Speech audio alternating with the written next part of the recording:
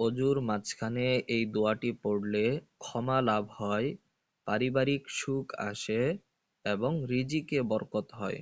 দোয়াটি হলো আল্লাহুম্মা গফিরলি জানবি ওয়াওয়াসসি'লি ফি দারি ওয়াবারিক লি ফি রিজকি।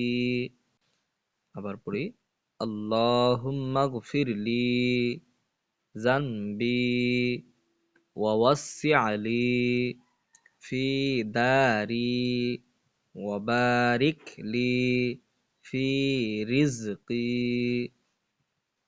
আবার পড়ি, আল্লাহুম্মা গফিরলি জামবি ওয়াওয়াসসি'লি ফি দারি ওয়াবারিক লি ফি রিজকি।